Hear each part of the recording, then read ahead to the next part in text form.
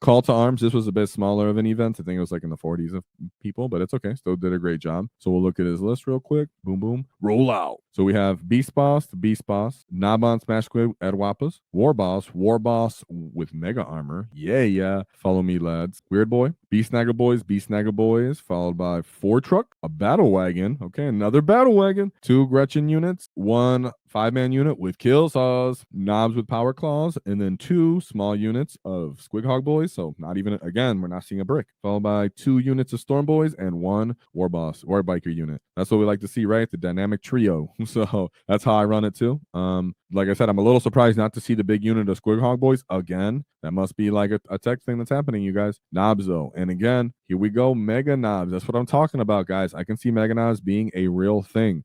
People still like, I don't know. If you got them, play them, let me know then. So battle wagons we have here, and 4 trucks. So of course, battle wagon, we love the utility of the battle wagon. You could put knobs in there and grots. So if it gets blown up, then you just have all the wounds going to the grots. You can just make it more durable if the opponent doesn't have great anti-tank weapons. And you have all these trucks for the redundancy of transport, staging, disembarking, walling, right? So love to see that. Beast bosses make you very, very optimal into a bunch of tanks and such like that. So let's see what he ended up having to actually crump. So we have, right here we go, right off the bat, Hive Tyrant, Barbed Hierodual, Barivores, 2, 3 Exocrines, Maliceptor, 2, 3 Powervores, 2 Ravners, Ripper Swarms, and Tyrant card. The Ravners just have the ability to come on and off the table. Powervores, they're their flamers essentially. Maliceptors, they have a -1 to hit or a bubble, I believe, and they have a built-in 4-up invuln. Exocrines have their great profiles overall, but it's only strength, I think, 8. So that's not reliable anti-battle wagon. You're going to be taking saves when you're in cover. And then the Barbed Hierodual, those Forge World models, they're very large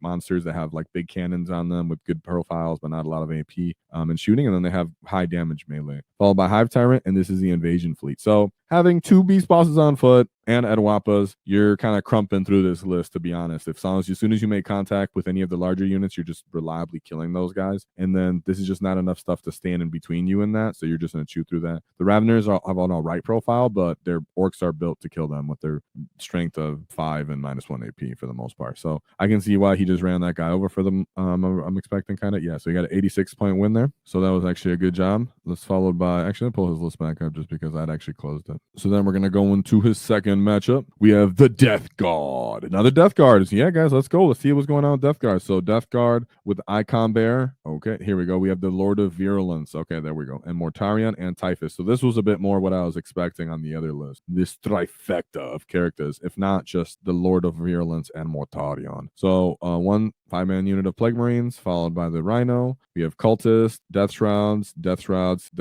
So here we go, a little bit more Terminators with a little bit more drones, and then only 2 Plague Burst Crawlers and 1 Poxwalker unit. So this is a little bit more of what I was expecting. Overall as a list, I wasn't expecting like the extra character stuff like that. I would have probably tried to find ways to get another crawler on the list, but this is what more I expected with the meta Death Guard list for the most part. So I can see this being a harder matchup, but not really, because he put up 98 points into this guy, considering he has the AP and he does have the anti-vehicle weapons, profiles on his list. So he is going to chew through those drones that are typically meant to slow you down, get in the way, set up a barrier, be as an actual annoying skirmish unit that you can't kill right away.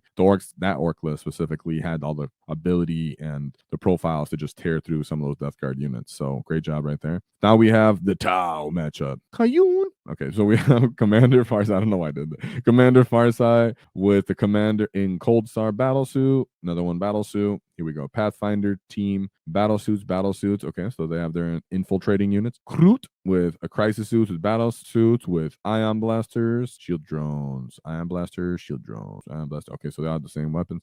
Ghost Kill Battlesuits. 2 Ghost Kill Battlesuits. 1 Piranha, 2, 3 Piranhas, 2 Tetras. Okay, this is another actually quite meta.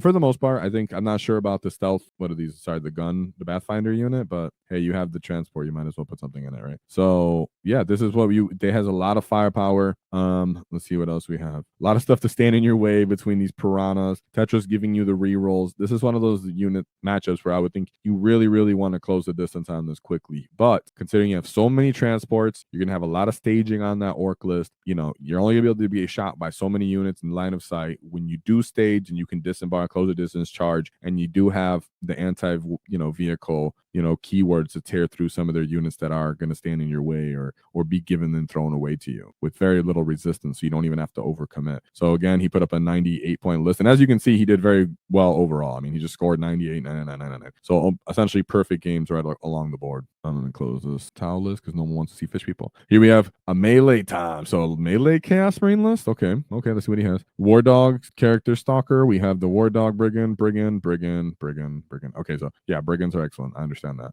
Huntsman, 2 huntsmen with 3 carnivores, nurgling, and then a bunch of nurglings. So, at least he has the nurglings to try to move block, to try to make the orcs -1 to hit. It really could have been a harder matchup if he didn't have so much beast snagga, beast boss type units in this list. So I'm not surprised he just put up 98 points against that guy as well. Like we said, we have all this pretty much anti-vehicle, anti-tank. You have the War Boss and Mega Armour has a great AP. They're actually hitting more reliably. You have the War Boss, you have the Nabon Smash Quig, and you have 2 Beast Bosses. So, yes, I mean, you're just, yeah. And then if they're tearing up your Battlewagon, they're not tearing up the 4 trucks. So that's one of those things that even though you've seen these good firepower and gunline potential lists, it's like, yeah, but by the time you chew through the stuff that's getting in your way, I'm just going to still have full units and just crump you. And that's what he's been doing. Even with these War Dog lists, even with all those melters, they're just popping the units, the trucks that they can, and then getting run over after that because you can't stop them with just 4 or 5 melee, knights. So here we have the Grey Knight. So right off the bat, I'm going to say when you have 4 trucks and a battle wagon, you're just covering the whole board. And then if anything does decide to fight you when you have the units that are on that list as well, you're going to beat the crap out of them. So the Grey Knights, this is just bad for the Grey Knights player, as the orcs would just occupy the table, screen them. If they do fall an objective, they can't charge after because they have to do it within 3. So it's like, yeah, this is going to be, at least he brought 3 librarians because this is their version of anti-vehicle. But it's like, yeah, you still have trucks and they're still annoying enough. You have Caldrago, Brotherhood, Terminator Squad. You have the big unit, of course. A Brotherhood Terminator Squad, Terminator. So this is just straight up all Terminators. And typically this could be an actual hard matchup for the orcs, right? If you just didn't have armor on and you were just infantry guys, like maybe even Sean Naden's list could have had a little bit harder time. Not necessarily though, because then I would want Banner can cover the board. But point is, you have the AP on the list that you're seeing in the list we're covering with Justin's list. He has enough AP and high damage and multi-damage that he's actually able to shoot through these Terminators when they do decide to fight. Then you have the strike squads, which are essentially just chaff. We're going to shoot through them as orcs. We don't really care for them. 1 Inceptor unit and then 1 Caladius Assassin. So really, they're conceding the table to us, and then once they concede the table to us, we're just going to box them out and play the mission until they chew through just enough that they can hopefully score. But they're not going to do it fast enough, and they're going to just lose on the mission. And I can confidently say that. That seems to just be a reoccurring thing when orcs play into Grey Knights, as long as you don't have like all infantry. And even then, actually the big boss did that. Even then, you could just still beat him. Just occupy the table as long as you have like the 4-up invuln. So yeah, and then his last matchup. Oh, that was his last matchup. Sorry, it was Grey Knights. So great job by Justin. Went out there 5-0, clean sweep. Actually played into some pretty tough lists once in a while. A couple of those lists were actually quite difficult and such. And he did excellent with consistency here. The first one was the only one getting warmed up, and then boom, boom, boom, boom. I'd love to get that kind of scoring, so anybody would. Great job. And we got to see the Meganobz going in the towel, going into these Tyranids and stuff like that. Like I'm saying, knobs are a real thing, guys. I wasn't messing around. So are Battlewagons. When we were talking about that as in our Discord as a whole, Meganobz, I said, don't keep an eye out. I can see them with a new meta coming out being more interesting. They seem to be.